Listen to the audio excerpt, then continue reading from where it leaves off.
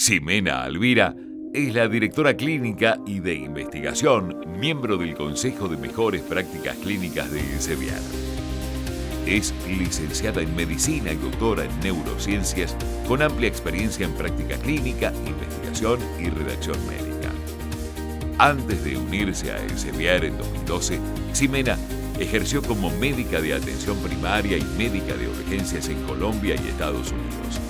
Su pasión por la comunicación científica y la difusión del conocimiento impulsaron su carrera como redactora médica, que aún continúa. Ximena nos aporta su experiencia clínica y de investigación para brindar asesoramiento estratégico a las organizaciones sanitarias sobre cómo avanzar en sus objetivos de investigación, hacer un mejor uso de nuestras soluciones y mejorar sus habilidades de investigación y redacción científica. Por Salud Digital le da la bienvenida a Ximena Alvira. Buenos días a todos y gracias por de nuevo invitarme este año a participar en el foro de la revista Salud Digital Latinoamérica. Espero tener la oportunidad de poder brindar algo que sea de utilidad y que bueno, podamos conversar sobre temas interesantes. Mi nombre es Ximena Alvira, como ya me han presentado, y me gustaría hoy hablar o comentar sobre un punto que para mí es esencial para el trabajo, para lo que hago y dónde lo hago, y obviamente para el Sevier, y es cómo la cultura del conocimiento, la creación de ese conocimiento y la tecnología se deben unir para brindar una atención que es centrada en el paciente. Es, una sin la otra no pueden existir, sino que coexisten. Entonces, lo primero que quiero comentar al respecto es sobre la salud digital. Y este es un concepto que ya lleva desarrollándose muchos años, todos lo sabemos, y ustedes los que están aquí presentes y los que van a estar hablando a lo largo del día son expertos en ello. Este no, claramente no es mi campo necesariamente, pero vamos a ver cómo realmente no estamos tan ajenos a ellos, estemos del lado que estemos. Y en la siguiente diapositiva, en esta verán cómo desde que empezamos a usar ese estetoscopio de madera para aumentar los sonidos de la frecuencia cardíaca, los ruidos cardíacos fetales, pues estamos utilizando sistemas que aumentan la realidad, si bien no son digitales, pero sí es tecnología. Y a medida que se puedan incorporar avances tecnológicos, entonces ya entramos en la digitalización y en la obtención de datos, y vemos cómo aquí muchos de los ejemplos que ustedes están viendo, casi no podríamos ya vivir sin muchos de ellos, o quien no ha tenido ya que hacerse un electrocardiograma, bueno, yo sí varios, o una ecografía, hay diferentes, todas estas pruebas diagnósticas que pues damos ya por hecho y como que las tomamos como si existieran toda la vida, pues han sido fruto de muchísimo desarrollo, de mucho conocimiento, de muchos experimentos, de muchos pacientes que han pasado por ahí. Así que de nuevo resalto la idea de la cultura del conocimiento. Pero bueno, entramos en la salud digital, que es el tema que nos compete y que se trata también, bueno, el día de hoy. Entonces, este documento no es un ensayo publicado, no es en una revista de revisión por pares, pero es un documento donde se hicieron unas entrevistas y se recogió una información. Ya nos indicaba en 2018 que el volumen de datos que se generaba en la industria de la salud, en la industria, el 30% pertenecía a datos de salud. Y esto viene de imágenes diagnósticas, de pruebas de laboratorio, de la historia clínica electrónica, de datos de pacientes. El 30%, que es ya sobrepasaba ya en ese momento bastantes empresas que existen similares o que se puedan comparar, y se estimaba que para el 2025 este crecimiento alcanzaría el 36%. Obviamente ya sabemos lo que pasó, ¿no? Y no es de extrañarse que estos datos ya no apliquen, ni siquiera sean relevantes, pero ya en ese momento se esperaba ese cambio digital y cómo sobrepasaba, como les dije, ya unas empresas, pues como la manufactura, como las comunicaciones, los medios de comunicación, entretenimiento. Pero, ¿qué pasó? Y todos sabemos, pues llegó COVID, y COVID aceleró si no la mayor parte, si no todo, la mayor parte de todos los procesos. Generó millones de datos genéticos, datos de pacientes que participaron en los ensayos, datos clínicos que se volcaban en ensayos, de nuevo, esta conexión entre la creación de evidencia y la tecnología para generar desarrollo. Entonces, fue un cambio sin precedentes. De hecho, en este estudio por McKinsey, esta encuesta que fue realizada en el 2011, 2019, perdón, que no había llegado todavía al pico de los contagios, no se sabía todo, pero, o sea, no había pasado toda la pandemia, pero sí es cierto que ya en ese momento ya estimaban la aceleración que tuvo la digitalización de las interacciones bueno, aquí dicen customer, pero en realidad las interacciones humanas en cuanto a la salud. Y sobre todo, pues se aceleró 3, 4 veces, sobre todo en los países, como pueden ver, países de Asia, en aquellos que están más desarrollados tecnológicamente, se multiplicó por 4. Entonces, claramente no sabemos, no existen ni actualizaciones de lo que les mostré anteriormente todavía, pero esto ocurrió, o sea, como ocurren cosas, a veces cambios en el paradigma, pocas veces en la vida, y ocurrió. Entonces, pues estamos en una subida vertiginosa de cientos de dispositivos, de sistemas que se han generado nuevos, y en esta imagen de Nature Medicine pueden ver algunos de esos sistemas, cómo se relacionan entre ellos, cómo esas tecnologías digitales se interconectan. Muchas las conocimos, y las conocemos, pero muchas se potenciaron muchísimo, y entonces estamos hablando bueno, el COVID, digamos, la parte digital en el centro, pero Machine Learning puede estar subyaciendo a varias de ellas, pero hablamos de los wearables, para que servían que sirven para llevar, monitorear, por ejemplo, em, datos biológicos, frecuencias cardíacas, saturación de oxígeno incluso. Tenemos también como los smartphones, entonces los teléfonos nuestros ya hacen muchísimas cosas, muchísimos rastreos, pues aquí siguen viendo muchas de esas interacciones. De hecho, una que yo viví en tiempo real, cosa que nunca había pasado, es que si bien el primer cambio que hubo para mí, ¿no? Esto es ya un poco personal, pero lo más grande que yo siento que ha pasado, yo que viajo mucho, fue el 2000, el 2001, cuando las Torres Gemelas, y que cambió la percepción de cómo viajamos, la seguridad cambió.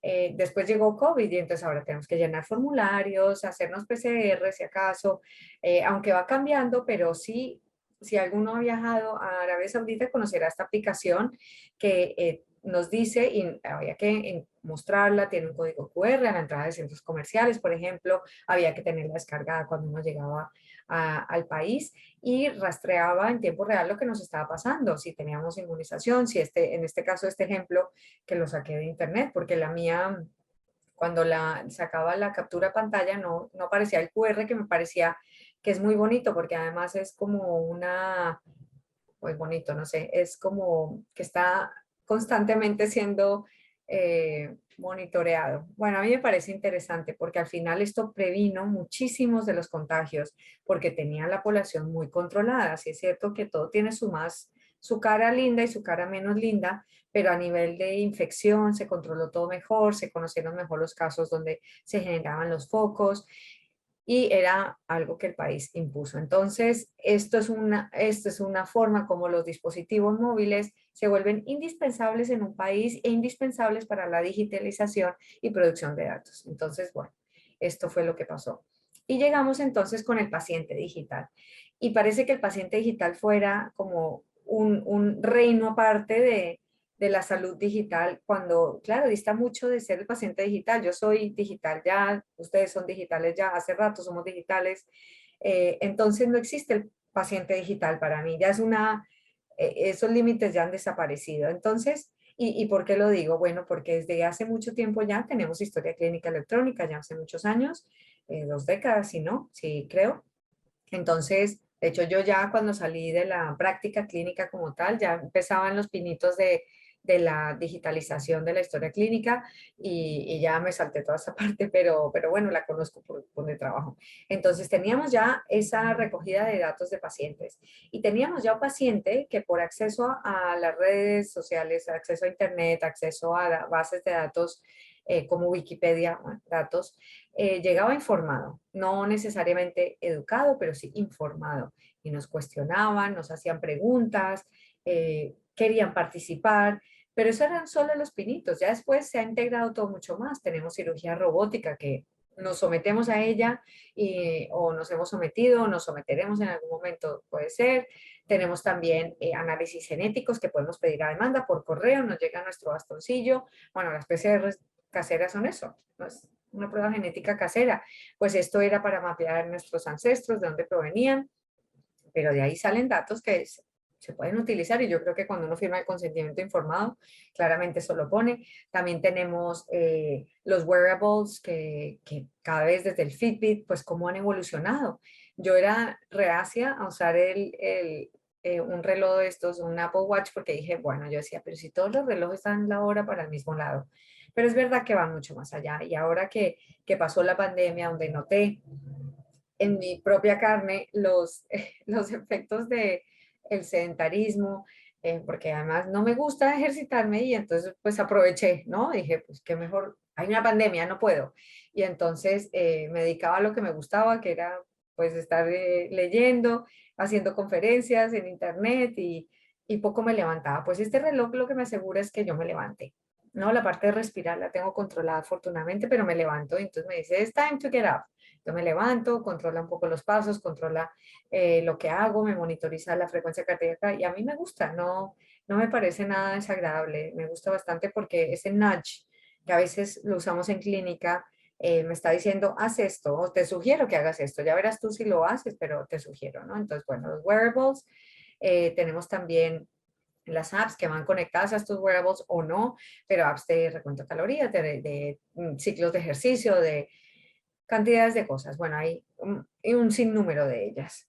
Entonces, ya este paciente, y los sistemas que son sistemas, la toma de apoyo o apoyo a las decisiones clínicas, que están basados en inteligencia artificial, donde van aprendiendo, donde, bueno, si es machine learning, van aprendiendo, pero van utilizando todo el volumen de datos que se publica, toda esa evidencia creada, se publica y se obtienen datos que nos permiten, por ejemplo, detectar tempranamente un infarto cerebral eh, o una retinopatía diabética. Y esto es maravilloso, son nuestros sentidos aumentados y eso es no diferente al estetoscopio de madera. Esto nos permite ser mejores clínicos, en mi opinión, y evitar muchos errores o muchos, sí, errores médicos incluso. Bueno, y entonces para mí es esta relación que existe que ya no nos podemos separar de ellas. Entonces realmente no es el paciente digital, es la digitalización del mundo. Por eso no veo yo tanta distinción. Entonces, lo interesante de esto, fascinante, es que el paciente se convierte en el punto de la atención, ¿no? Ese es lo que llamamos pues el point of care. Si antes el médico estaba aquí, el clínico estaba aquí, la enfermera estaba allí, el paciente estaba allí y todo se le transmitía de una forma que tenía que absorberlo así, casi sin cuestionar, pues éramos dueños del conocimiento y ¿por qué no? Era la situación que había en ese momento. Pero esta definición que hace Bertalan Mezco, que es un científico que me gusta mucho porque hace lo difícil fácil, que es el verdadero arte de la comunicación científica para mí.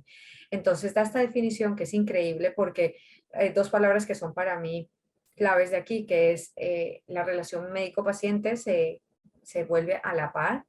Ellos ellos o nosotros tenemos derecho de cuestionar a nuestros clínicos y preguntar, saber más, participar en nuestras decisiones y se democratiza la atención.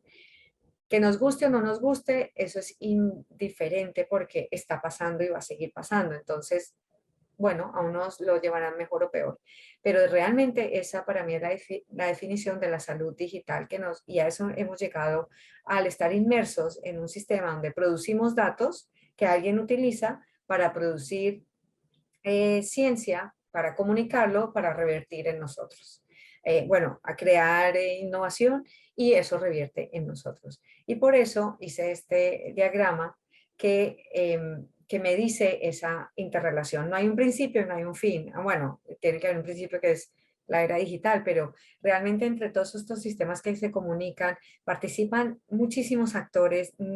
Cuesta mucho decir, esto empieza aquí, esto termina acá. Entonces tenemos los datos de investigación básica importantísimos. Bueno, en la época del COVID, en la era de principios, eran lo único que teníamos.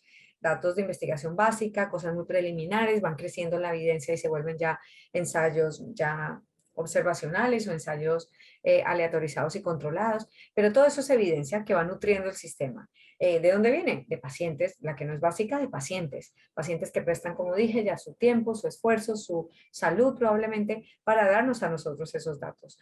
Después se mezcla esto en ensayos clínicos, pero también se mezcla con real world data, que viene esta datos reales que vienen de las historias clínicas que deberían nutrir cada vez más los ensayos clínicos para que sean el reflejo más fiel posible de la realidad.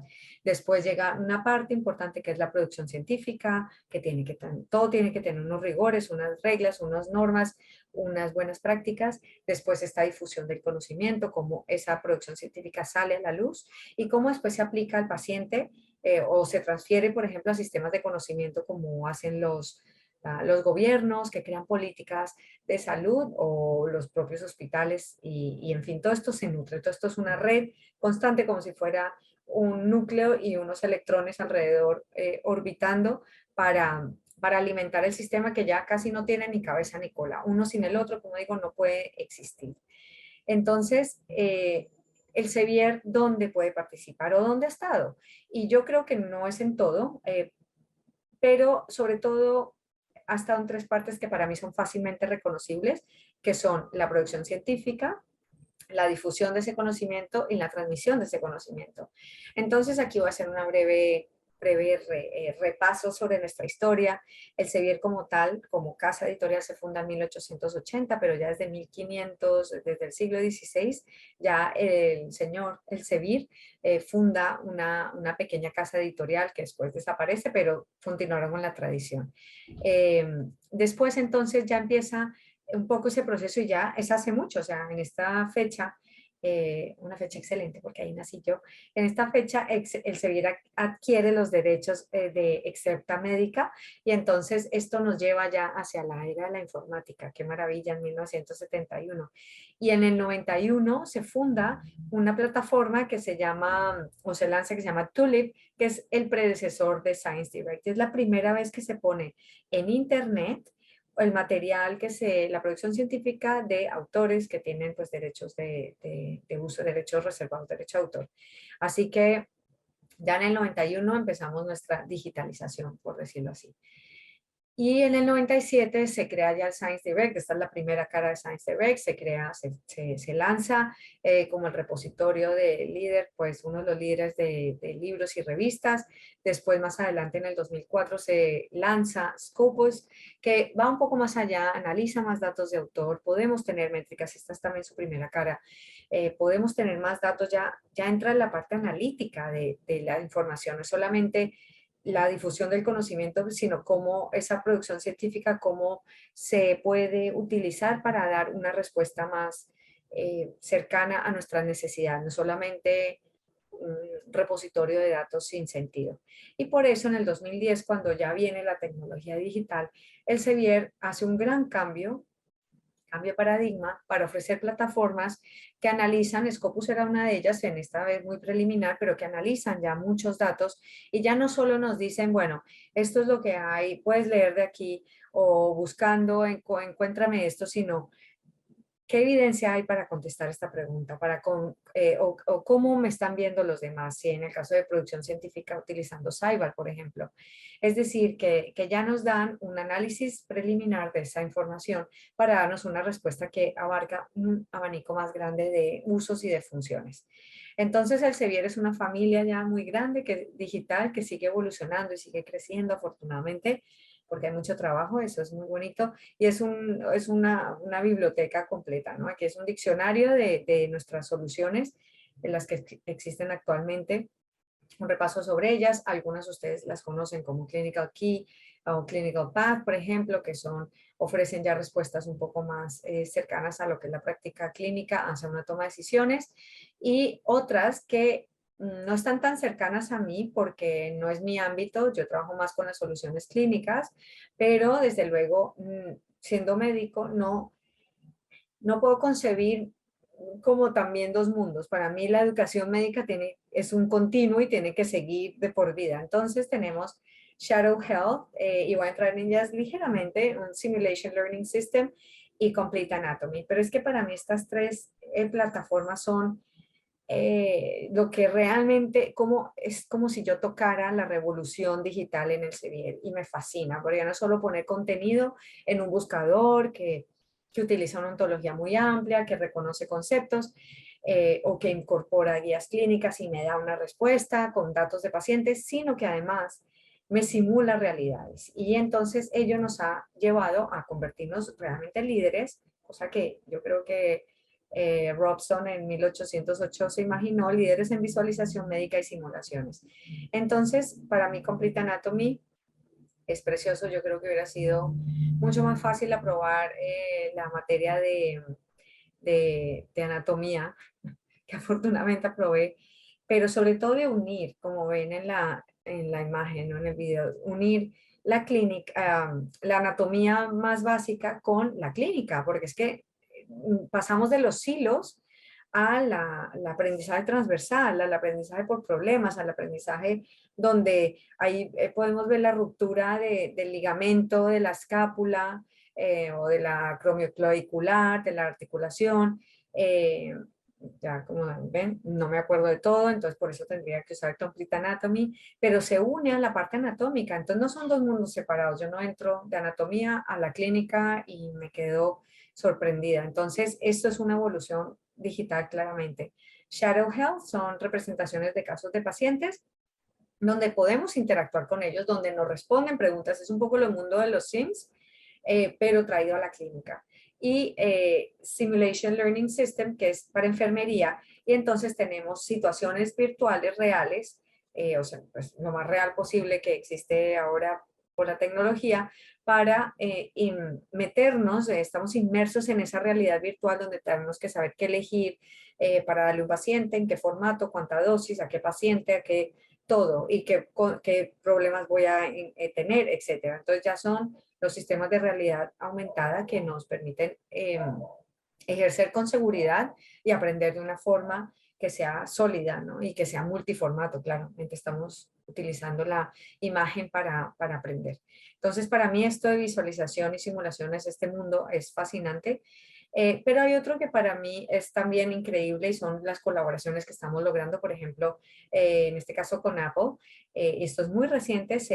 Elsevier, a través de su base de datos Gold Standard, ha prestado esa base de datos para darle las interacciones medicamentosas o con estilo de vida a Apple para su nueva aplicación dentro del teléfono. Entonces, ¿qué pueden hacer los usuarios?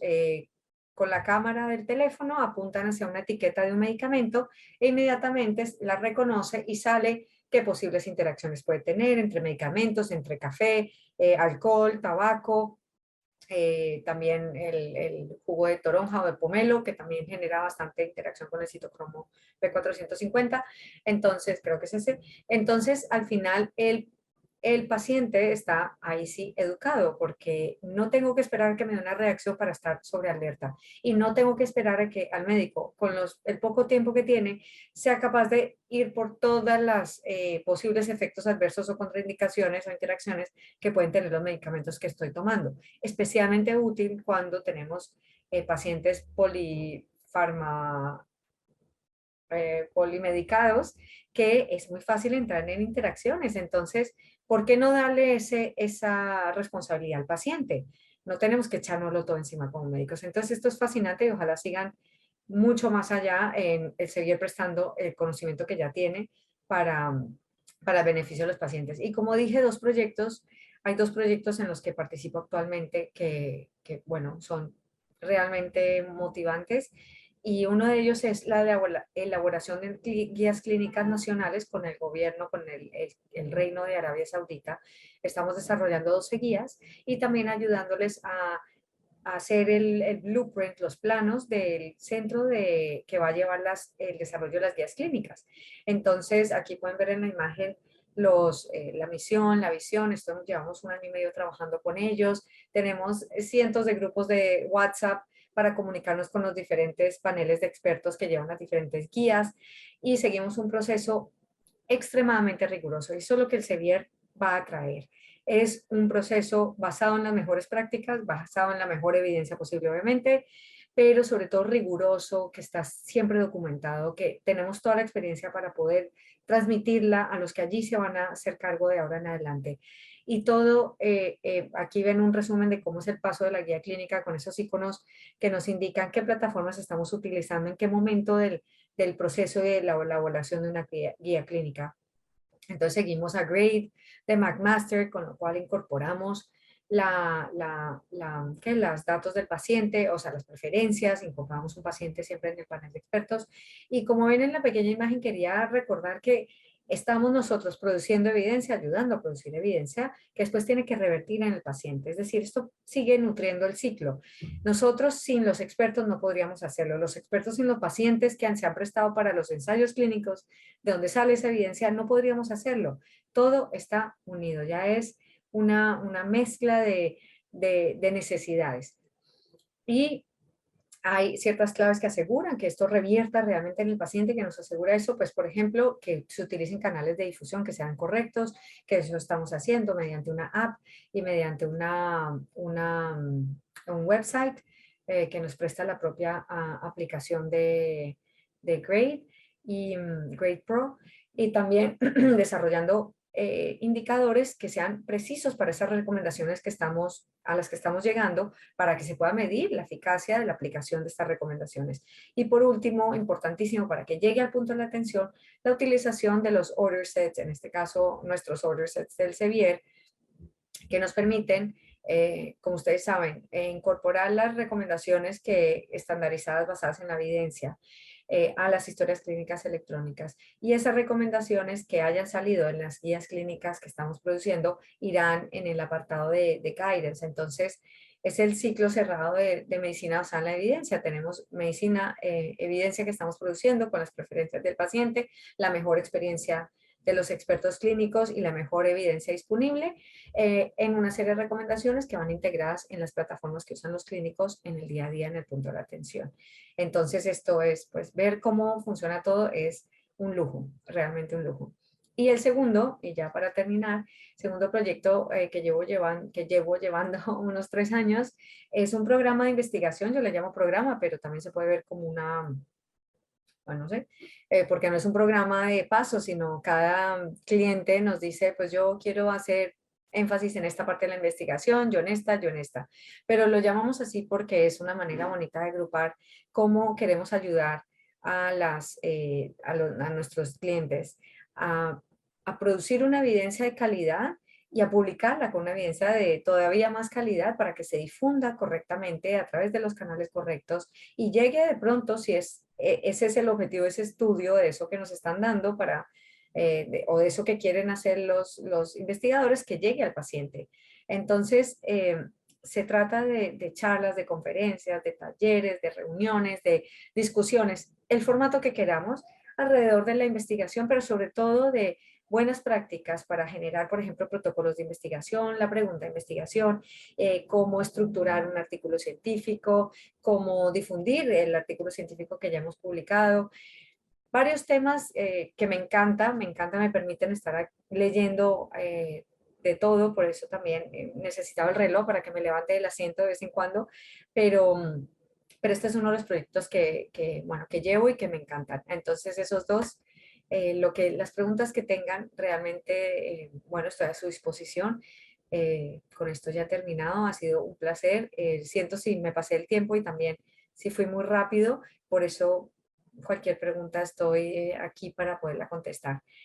Pero bueno, es eso, el uso de la tecnología y la creación de la evidencia, de esa cultura de evidencia para una atención que esté centrada en el paciente, pero que sea una atención pues de calidad y que sea segura. Entonces, pues espero que nos veamos muy pronto otra vez el otro año y gracias. Un saludo.